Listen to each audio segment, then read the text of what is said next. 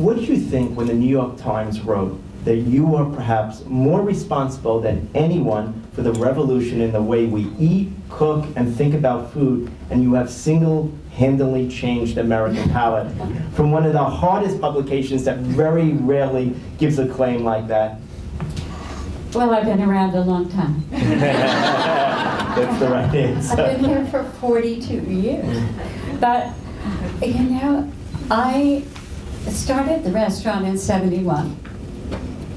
And as you probably all know, I had the idea from my trip to France, the previous, back in when I was 19 in the early 60s. And I just wanted to live like the French. I didn't have any big ideas about, well, I had a few big ideas about politics. I guess I did from Berkeley in the 60s. I couldn't help but be completely idealistic and empowered by the fact that we stopped the war in Vietnam. I mean, that alone. But I didn't, I couldn't compromise. I just wanted the taste of the food that I'd had in France. And I wasn't interested in making money. I wasn't interested in anything except taste.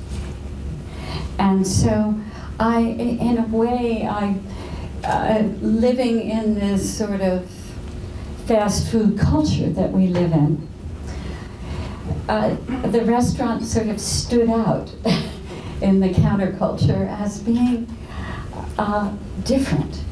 I didn't think it was any different. It was like, you know, it was like all the restaurants in France. In fact, I brought the tablecloths, the same tablecloths to Berkeley and put them on my tables. I wanted it to be exactly like a very simple neighborhood restaurant in France.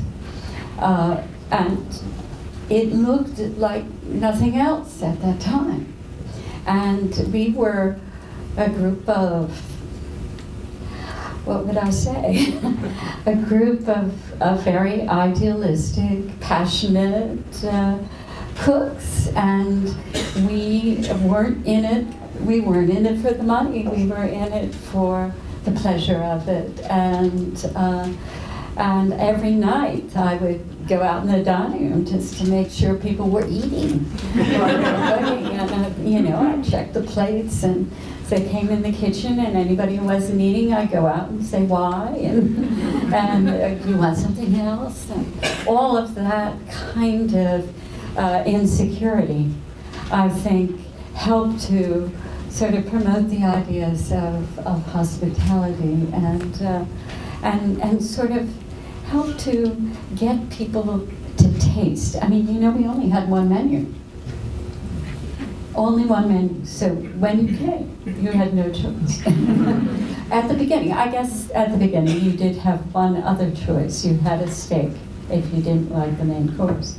But we dropped that off after a couple of years because people kept ordering the regular dishes that we made.